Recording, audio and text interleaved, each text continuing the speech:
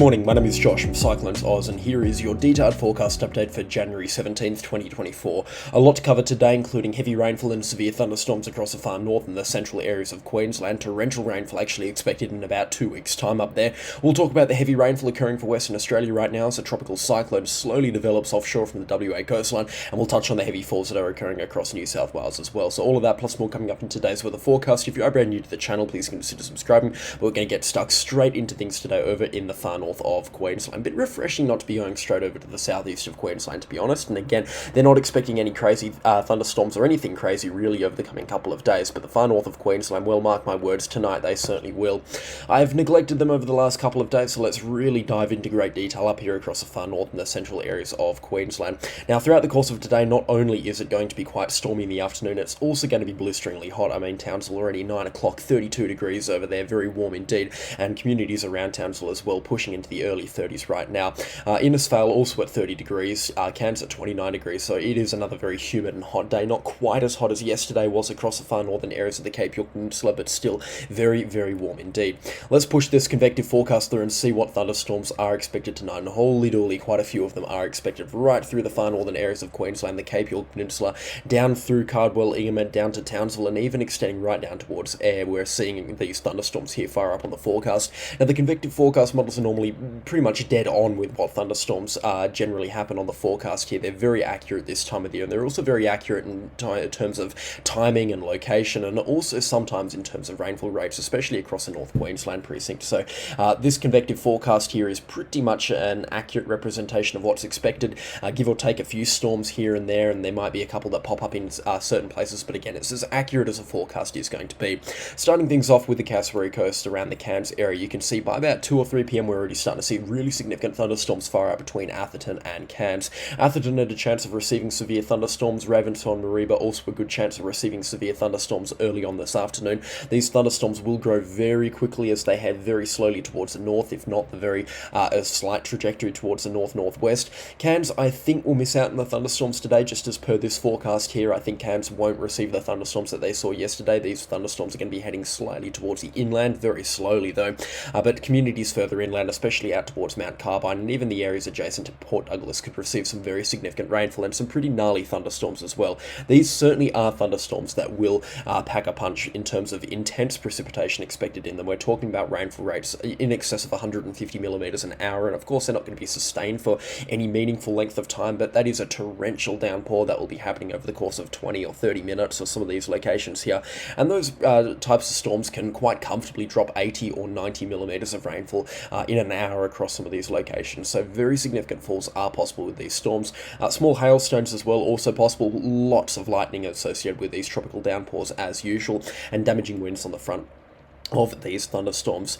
Plenty of thunderstorms extending inland as well, like I said, out to Mount Carbine, Chillago, Laura, plenty of storms out there. Georgetown, Forsyth and Croydon, also thunderstorms extending down there, and right over to the Gulf of Carpentaria as well. Burketown and Carrabba also a chance of thunderstorms tonight, but not anywhere inland. Mount Isa and Cloncurry also looking dry this afternoon and evening. Good thunderstorms tending to rainfall at times around the Cardwell and Ingham area. The thunderstorms that fire up there will be on their last legs, and as such they will be slightly weaker, but still some tropical downpours possible there. And then along the north or the southern parts of the North Queensland coastline around Townsville and Ayr, extending right down to Ayr, there'll be some good thunderstorms as well, firing up right on the coastal precincts there.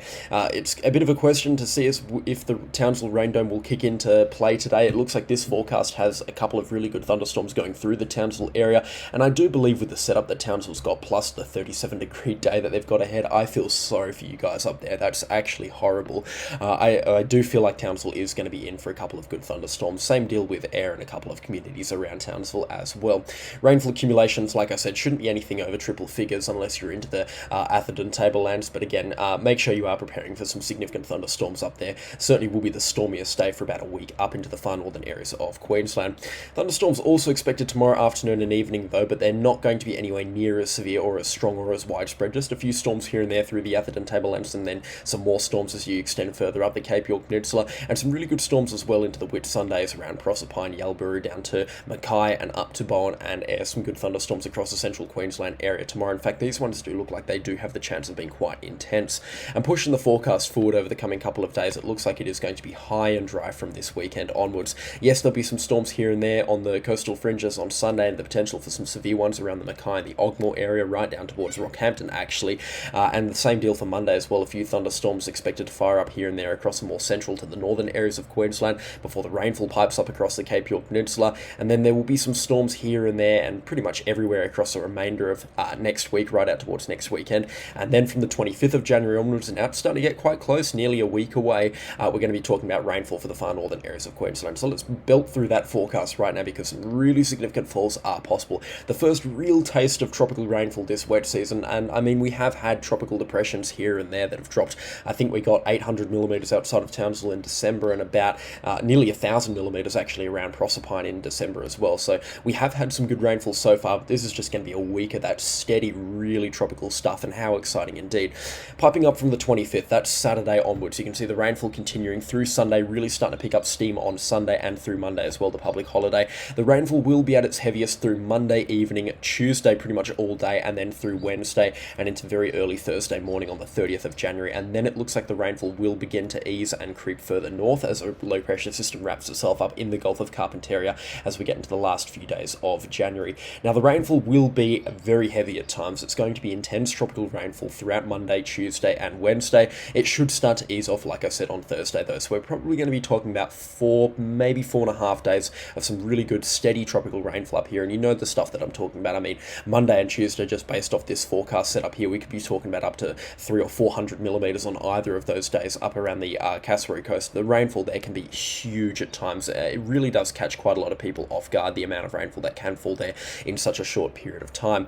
Now, this is what the rainfall accumulation map says, and I want you guys to take this not at face value, considering that the rainfall estimates across the Cassowary coast are often bogusly underestimated. They're really substantially underestimated, but I'm using this to outline what is going to be happening. So you can see that we've got this thick band of blue here, which is over 150 millimetres of rainfall, and that's what I'd class as heavy rainfall for the average Australian. Now, this means that we're going to be having just a channel of rainfall moving through here, just a channel of moisture moving through this latitude here, right onto Cairns, or especially between Cairns down to Townsville. So especially for the Cassowary coast, really significant falls are expected. Let's start from the north and head south. So starting from Woodgel and Port Douglas around the Mossman area, about 250 millimetres apiece expected there, and dare I say probably a little bit more around Mossman and Port Douglas, maybe up to about 300 or 350 millimetres. Down to Cairns and the areas around Cairns, 250 millimetres expected on this forecast. I think just given the setup right now, that's a very plausible number. I'd be surprised if Cairns didn't pick up more than 200 millimetres, but I'd also be surprised if Cairns picked up more than about 280 or 290 millimetres. I certainly don't think they're going to get 300 millimetres out of this rainfall event here. And then it's going to be between Cairns and Ingham where the real rainfall pipes up here. You can see around Fishery Falls and Belendon Kerr, typically the wettest places, 300 millimetres on the forecast, but they are going to pick up way more than that. I would actually be surprised if they didn't pick up quad figures from this rainfall event, just given the setup here. Some really intense stuff is expected, and I'll get to that in just a second as to why it is expected to be so intense. Innisfail, 300 millimetres on the forecast. I'd say they can expect at least 400 millimetres. Same deal with Tully here, about 400 millimetres coming through there.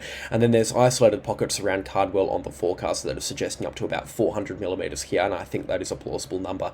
The rainfall will drop off in intensity as you get south of Cardwell. Ingham is a bit of a hard sell at this time, but again, 200 millimetres likely to fall there. And then Townsville, you can see the rain dome in full effect here.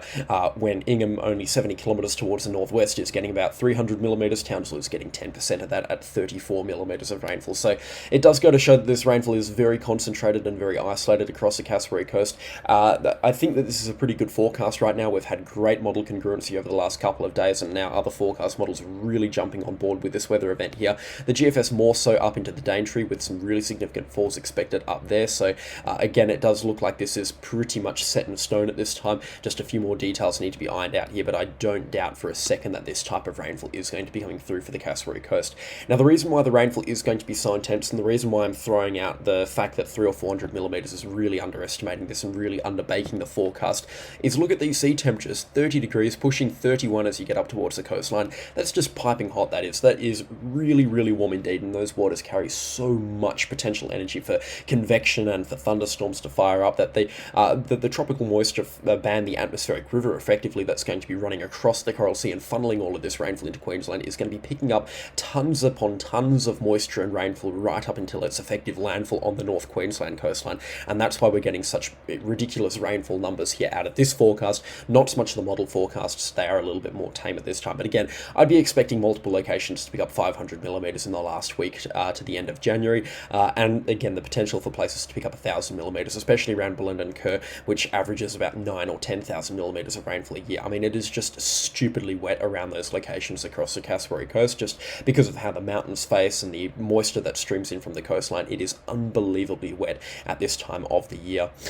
Into the Gulf of Carpentaria, you might be able to notice, if you've got a very trained eye to the forecast models, that the way that this rainfall is moving is conducive of a tropical low developing in the Gulf of Carpentaria sometime next week. Around sort of that Tuesday to Thursday time period, you can see a weak tropical low fires up in the forecast. We have seen this over the last couple of days with the forecast model here. The Eastern Weather has been pretty fond of a tropical low developing into the last week of January. The GFS now really on board with it as well here. You can see some kind of tropical low, tropical storm activity developing in the Gulf of Carpentaria. Again, I would of course take this with a very heavy pinch of salt. It explains perfectly why the rainfall is happening across the Cassowary coast and the far northern reaches of Queensland. Without this tropical low, there'd be half as much rainfall up there, but we are talking about a tropical system now at the end of January and the start of February, 2 weeks away, so it is still very long range at this time, and the forecast does have a lot of inconsistencies and incongruencies with it that will need to be ironed out over the coming couple of days, but it'll be able to give you a definitive answer on if a tropical low or tropical cyclone is going to develop in the Gulf of Carpentaria by about Wednesday or Thursday, the 22nd or the 23rd of January, so stick around for that. That'll be an interesting update, that's for sure. But yeah, some really big rainfall accumulations expected across parts of the Cape York Peninsula, especially the Cassowary coast. There's no need to panic right now, of course. The rainfall isn't a set in stone on the forecast, and there still will be changes to it as well. It could shift north, it could shift further south, but it is certainly really exciting to see on the forecast, I imagine, for a lot of people, especially in the agricultural areas of the far northern reaches of Queensland, and just for people that want a good belting of rainfall as well. But yeah, certainly not the time to be panicking about a flooding emergency right now, that is for sure. Now, just before we go and talk about the tropical cyclone, I would like to briefly talk about New South Wales. They do have an east coast low currently wrapping itself up offshore from the state right now, and you can see it here on the satellite imagery. It actually looks really good here. Unfortunately, the satellite loop doesn't really want to work this morning, but last night it was blowing up some pretty impressive convection as it was wrapping itself up nicely and dragging in a lot of rainfall between locations such as Newcastle right up to Coffs Harbour, exactly where we said the rainfall was going to be falling. Crawford, about 25 kilometres towards the north of Newcastle, has picked up a flat 100 millimetres overnight, with more rainfall still streaming in there, and unfortunately the Newcastle radar is down, so the rainfall rates right now are being significantly underestimated on the radar, but you can see some moderate falls still falling around the New South Wales coastline here, and I imagine they'll continue to fall throughout the course of today.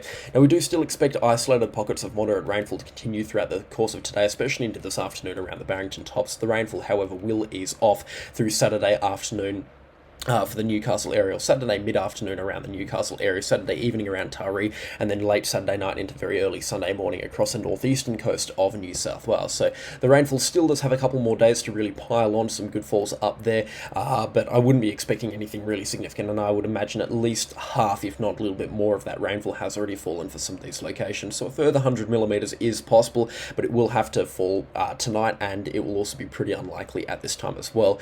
Certainly no risk of flooding across the northeast and the central coast of New South Wales either, so there's no need to panic about that. There's just going to be some pretty large puddles left behind across this area of New South Wales. Any questions or comments, let me know in the comment section down below. It doesn't look like this system's going to be doing too much in the way of concerning stuff. It's just this band through here that's going to be driven ashore over the coming couple of hours. That's going to have some pretty heavy rainfall in it as well, and it is a shame that the Newcastle radar is down. I'd really like to see what was happening on the Newcastle radar with this system, just given the fact that that's where all the rainfall is happening at this time.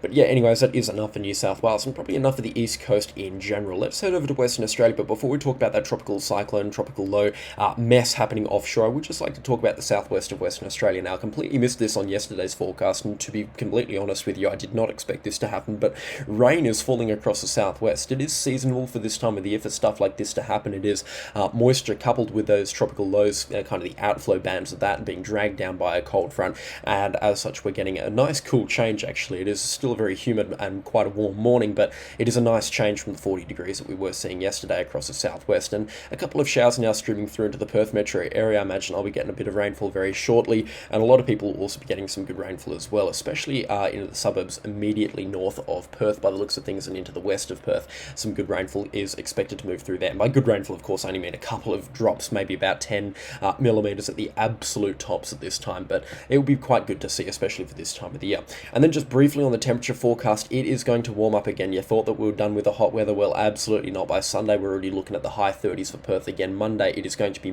low to mid 40s for Perth, 43 degrees at the top expected on Monday. Slightly cooler on Tuesday, 38 by the looks of things, but it's going to be a muggy one. Just having a look at this temperature here. Oh no, hang on, I got the forecast completely wrong here. An 11 a.m. maximum of 44 degrees expected for Perth. Yeah, I don't really buy that at this time. I think that's a little bit of a model fluke. I don't really think that's going to happen at all. But yeah, that would be a very humid top of 44 degrees into the Perth metro area. And again, I don't really for a second buy that at all. But yeah, 44 degrees and 30% humidity, that would be unbearable across the Perth metro area.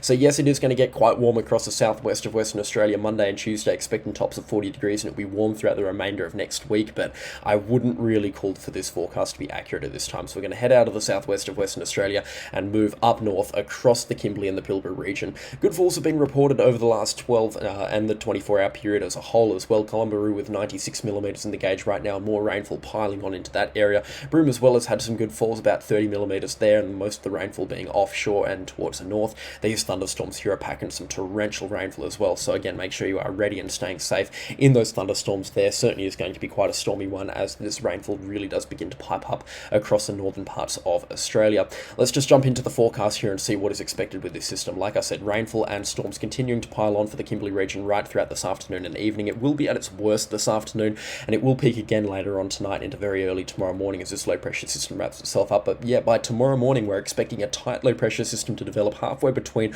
Port Hedland and Rowley Shoals, and this will be the precursor for this tropical low or tropical cyclone. Tropical low 10U is expected to take the cake here. The Bureau of Meteorology now calling for a 75% chance of development, which I think is a little bit on the lighter side. I'd be saying somewhere around the 85% mark right now. It's just too much that's going for this system at this time. It's really starting to get itself organised and wrapped up quite nicely. Now, believe it or not, depending on where this system forms, is going to have dramatic ramifications on what this system ends up becoming. If it forms closer to Broome, it's going to become a much stronger system. If it forms closer to Karratha, it's going to become a much weaker system, and we still don't know exactly where this system is expected to form. The GFS model has been consistently pretty close towards a more sort of westerly formation zone from this system here, just because of the more dominant tropical low dragging the moisture further towards the west, if that makes sense. But yeah, that will mean a much weaker system. But then the other forecast models have been pretty confident with the storm forming around the Broome area and then sliding along the coast here. But nonetheless, it is expected to form on Saturday, at least the tropical low, and then become a tropical cyclone either late Saturday night or into early Sunday morning, and it will very much begin to intensify from there. You can see heavy falls leaving the Kimberley region by Saturday afternoon and then piping up along the Pilbara coastline between Karratha and Wallal Downs throughout Saturday evening, extending right out to Broome. Actually, the rainfall is going to be quite heavy there, and then this system remains very slow moving throughout Saturday night into Sunday morning rather. You can see it is starting to pick up steam by Sunday, well offshore from the WA coastline, but it will be a fully fledged tropical cyclone and probably close to Category 2 status here by Sunday afternoon, bringing cyclonic winds to the outer islands, Barrow Island, La Grande Island north of Karratha and Dampier, and cyclonic wind gusts around the Karratha and Roebourne area as well. Port Hedland as well, a chance of wind gusts up to about 50 or 60 kilometres an hour. The GFS forecast model has been calling for a much stronger system pretty much right out of the gate here, which I think is going to be the more reliable forecast out of this. But we are expecting the system to end up really packing a punch for the WA coastline in terms of a cyclonic impact. It's not going to be a strong cyclonic impact, but it will be prolonged for these places for at least 24 hours and potentially up to about 36 hours for some of these areas, especially around the Karratha area, which conveniently sticks out into the WA waters quite a bit actually, and as such they're going to get plenty of strong wind gusts and heavy rainfall driven ashore there. This system begins a phase of rapid intensification through Sunday and Monday, and it looks like it gets up to about Category 3, potentially even Category 4 strength severe tropical cyclone status through Monday, until wind shear gets it late Monday afternoon as it passes well to the offshore areas of Exmouth. Exmouth, we've been saying for the last couple of days, could pick up cyclonic winds. I still think that there are a hot chance of receiving cyclonic wind gusts throughout Monday and into late Monday night into very early Tuesday morning, but depending on how this system develops here, it might just end up being too far offshore to really give Exmouth Exmouth a good scare. Either way, it is really touch and go for the West Australian coastline as to whether or not they're going to receive a full-blown tropical cyclone impact or just a couple of really gusty showers and storms moving through there, and a lot is depending on where this system exactly forms. And if you take a look at the satellite picture again, it is very difficult to tell exactly where it is. Unfortunately, we don't have a satellite loop here, but it looks like the low pressure system is wrapping itself up here, which is quite close to the coastline, and I do feel like this system is going to take the closer to the coast kind of track line here, which wouldn't be any surprise to me pretty much at all, and as such it will likely be a bit of a stronger system. But yeah, this system will really get its act together north of kind of Onslow and Exmouth, and it's likely to reach peak intensity towards the northwest of Exmouth as, like I said, a category 3 strength severe tropical cyclone. That does look quite likely at this time. However, severe tropical cyclone impacts on Western Australia not overly likely at this time. Plenty of rainfall though. If you take a look at the rainfall accumulation map here from the Eastern Weather forecast model throughout the remainder of this week, this weekend and through Monday, rainfall accumulations around the Karratha and Port Hedland area will be in those triple figures, up to about 150 or 200 millimetres at some of these locations. I don't see a world where Karratha gets less than 150 millimetres, and it's the same deal for Port Hedland as well. And then a couple of other of the coastal locations will pick up between 80 and 120 millimetres, and then the further inland you get, or the further down towards Exmouth you get, actually the further towards the southwest I should say you get, the less the rainfall will be down there. Interesting stuff, that's for sure. This system then goes on to head out into the Indian Ocean. You can see it really does weaken quite dramatically through Monday and Tuesday, right down to about Category 2's tropical cyclone status by Tuesday, and then barely a tropical cyclone by Wednesday, as it kind of meanders deeper out into the Indian Ocean. Now, the forecast has been pretty evenly split between a run out into the southwest Indian Ocean, which will take it due west, or down towards the southwest and impacting the southwestern corner of Western Australia. At this time, I think this system is going to take the southerly or the southeasterly track, but it isn't expected to be an impact to the West Australian coastline, not at least until kind of the 25th or the 26th of January at this time, and it's still a very uncertain, a very difficult forecast to sell right now as to whether or not that system is expected to impact the West Australian coastline down in the southwest rather. So it'll be interesting to see what actually materialises there. I can't really answer for the Perth weather forecast at this time. I don't really expect anything across Perth, certainly nothing in the way of rainfall, but we will keep a very close eye on things with the forecast, that's for sure. A storm tide also expected, probably about 2 or 3 feet above the highest astronomical tide, coinciding with the high tide across the West Australian coastline, just given the nature of this low pressure system here. Some big waves also expected here, but yeah, cyclonic wind gusts very much expected through Exmouth, Onslow, Karratha and Port Hedland, also for the communities adjacent to them, but pretty much exclusively for the coastline. Depending on where this system tracks, I don't really see a full-blown tropical cyclone impact on the cards for anywhere but Karratha. Karratha might receive about 4 or 5 hours of tropical cyclone impact sometime on Saturday night into early Sunday morning. No, it'll be Sunday night into early Monday morning by the looks of things, or Sunday afternoon. I think Karratha might be a chance of receiving some full-blown tropical cyclone impacts then, but they'll pretty much clear out of Karratha by lunchtime on Monday. So interesting stuff on the forecast, certainly something to keep a very close eye on, and certainly something that's got the interest of the WA coastline, that is for sure. But I don't want anyone to be panicking right now. This is not a severe tropical cyclone impact expected across the WA coastline. Yes, it will be strong, but it looks like it is going to be far enough offshore as to where it's not a problem system for the WA coastline. So again, stay safe in a weather event like this. Certainly some interesting stuff on the forecast, and certainly something we're going to revisit in tomorrow morning's forecast update as well, and I'll be able to give you the definites, the ins and outs of this system here in tomorrow morning's forecast update. So again, make sure you are subscribed for that. But yeah, it's been another very long forecast update for Australia as a whole. I do hope I've answered all of your questions. If I haven't, then please do let me know in the comment section down below. I'd be more than happy to help you out in a reply there. Thank you so much for watching the video to this point as well. The support lately has been much appreciated, and again, I could not run this show without you, and I couldn't run the show without the channel sponsors as well. Their names are on the screen, and their support is also much appreciated. But that is all for me today, and I will catch you all in the next storm. Goodbye.